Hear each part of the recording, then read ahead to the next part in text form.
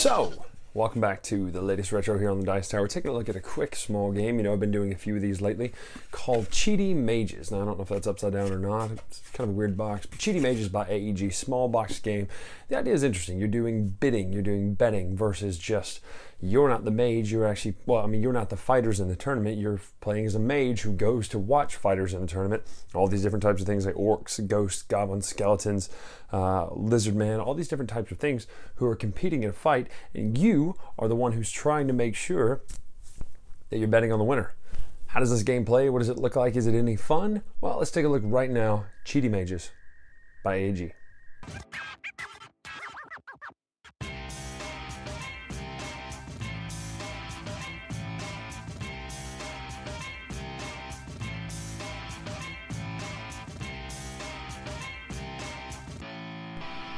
So first of all, here's the setup. Everybody gets 5 of these betting cards right here. These are basically betting cards that you have to denote who you're betting on in the fight. You lay out the 5 different fighters right here at the base, straight down in the line. Now there's other fighters you could have picked, but for instance, right now we just have these 5 in here. They're broken down by a couple different things. Their prize money is here on the bottom. This is the power level they are. Basically, the person with the highest power level at the end of the round wins the game. Everybody gets dealt some of these spell cards, which varies depending on the player count in the game, but in a 3-player game or a 4-player game, you get 8 cards. So 1, 2, 3, 4, 5, 6, 7, 8 cards. You get 2 coins, your set of betting cards here, and then that's it. You also set a judge up.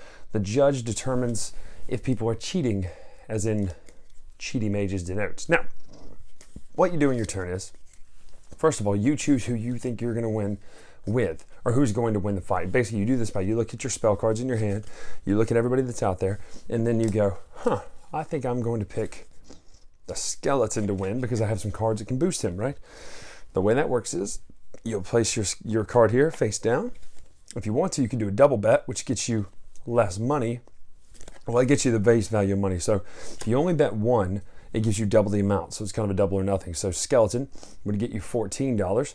If you bet, I think maybe the skeleton or the lizard man could take it, you would get the base cost. If you go, well, I think I'm going to spread my money around and do the skeleton, lizard man, or the goblin, you would get half the money. Well, it's still a way to get money. Potentially, maybe no one else would get money, so you might be able to win by doing that. So then you will start playing cards. One at a time, you'll go around and you'll start playing cards. Now, some of the cards have to be placed face up, some have to be placed face down.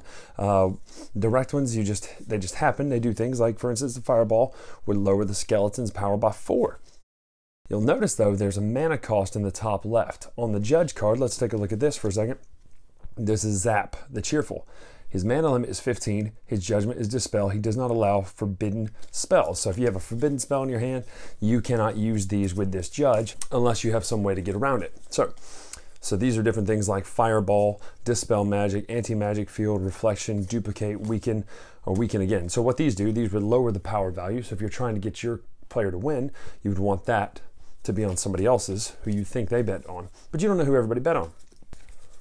So an enduring spell would be this right here, enduring, judge. This judge will not make any judgment this round. Spell type limitations are still in effect. What that means is they're not going to be judging based on the mana limit, which totally jacks up the whole plan of having a mana limit. Because the way the mana limit works is after the end of the round, after everyone's played all their cards out here and they're all next to things and they raise and lower power of cards and all this sort of thing, you'll kind of tally up the vote. Well, obviously Lizard Man still has 4. This one has a -1, but you have this enduring power reflection. No spell can target this fighter or any other spell on this fighter while reflection is on this fighter. Reflection may be targeted, so you can dispel this spell. Anti-magic field, all these do different things, but anyway, the end of the round happens like this. So the skeleton is at negative whatever. We're at 2 here, we're at -1, we're at 1, and we're at 4. So the Lizard Man wins. Now the way this worked, though, because you would have many more cards out here. This is just one hand of 8. So if you're playing with 4 people, there'd be 32 cards out here. So it gets a little hectic and zany.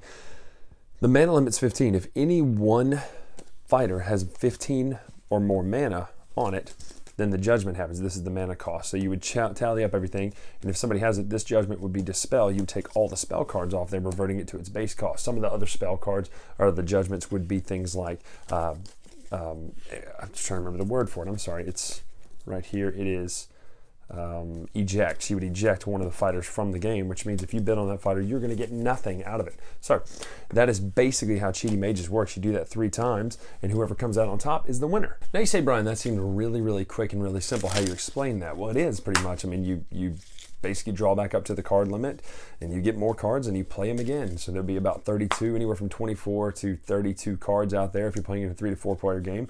On each one, you add everything up. It gets crazy. It gets hectic because, you know, you're doing your +3s, -3s, -12. You can't target this person. You can target this person. You play things that shift out the fighters with other fighters. You play things which will shift out the judge for another judge. And so it gets actually pretty zany and hectic to be a small card game, but it does feel like a card game. But it's nice to have that little twist of you doing something different than just you're the fighter. You're betting on the fighter. Now, is it a good game though? Does it really stack up to other games of this sort of type? Well, it's okay. I mean, it gets a little too crazy with all the card counting and all that stuff. It just seems like it's not that entertaining to do that many times. But what is fun is the idea that you are betting, and I do like the idea of a good betting game. Now, is this my favorite betting game? No, of course not. The betting game I like the best is still Camel Cup or Camel Up, depending on who you are.